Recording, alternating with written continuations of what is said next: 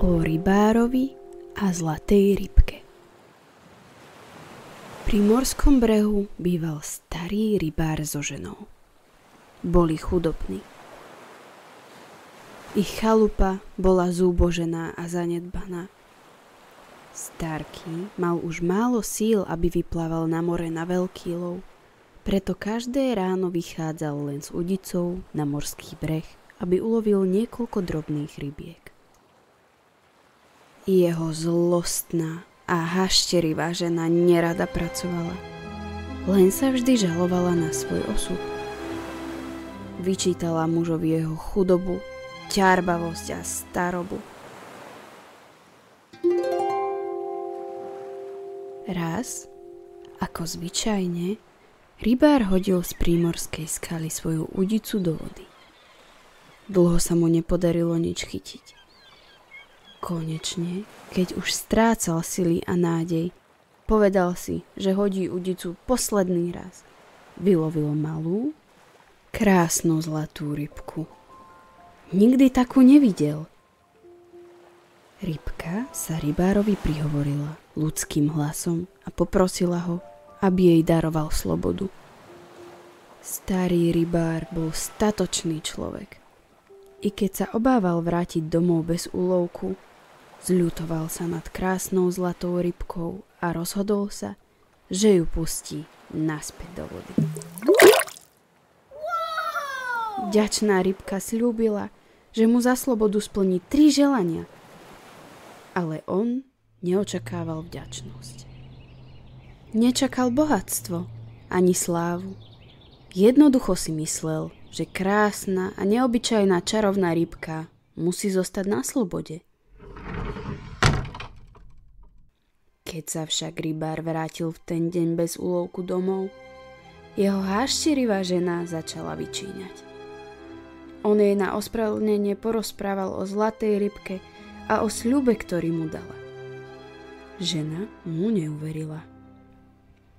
Myslela si, že je veľký ťarbák, ktorý vypustil do mora rybku, čo iste nebola začarovaná. Chcela sa však pre istotu presvedčiť, či je čarovná, a prikázala rybárovi, aby šiel k moru a predniesol rybke prvé želanie. Starý rybár sa nesmelo a zahambene vybral k moru. Privolal zlatú rybku. Keď priplávala, vyslovil ženino želanie. Zatúžila po novom korite na pranie. Rybka sa nezačudovala takémuto želaniu. Povedala, že ako sľúbila, hneď mu splní toto želanie. Uspokojený rybár sa vrátil domov. V chalupe uvidel krásne nové korito na pranie. Pri ňom stála žena a od údivu krútila hlavou. Teraz už aj žena uverila, že zlatá rybka má čarovnú moc a dokáže splniť každé želanie. Preto sa rozhodla, že sa neuspokojí ani s najkrajším korytom na pranie. Prikázala mužovi, aby sa znovu vybral k moru a povedal rybke jej ďalšie želanie. Teraz od nej chcela, aby na mieste ich chudobnej chalúbky stal krásny nový dom. Veľmi vrieskala, oháňala sa panvicou, aby muž bežal, čo mu sily stačia k zlatej rybke. Starý rybár kráčal k moru s veľkou nechuťou. Pretože to bol dobrý, skromný a statočný človek, veľmi sa hanbil za chamtivosť svojej ženy. Obával sa, že rybka ho bude pokladať za veľmi chamtivého a dotieravého. Bál sa však i svojej hašterivej ženy, núž ju privolal. Veľmi sa ospravedlňoval, keď ju požiadal o splnenie ďalšieho želania svojej ženy. Rybka mu prisľúbila, že na mieste starej chudobnej rybárskej chalúbky bude za okamih stať krásny a pohodlný dom. Keď sa rybár vrátil ku kopcu, kde stal jeho dom, presvedčil sa, že rybka splnila jeho želanie. Pred novým domom stála jeho žena, Nespokojne vrieskala, že takýto krásny nový dom je pre ňu priskromný. Rozhodne chcela, aby sa starý rybár vrátil k zlatej rybke a požiadal ju, aby mu splnila i tretie želanie. Teraz to mal byť palác hodný kráľa.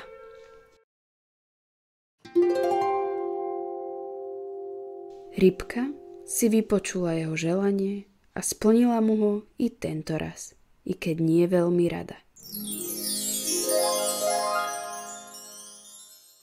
Keď sa starček vrátil domov, žena premenená na dámu si ho predvolala. Sedela na tróne, v nádherných šatách s pyšnou tvárou a pri nej stáli kráľovskí dvorania.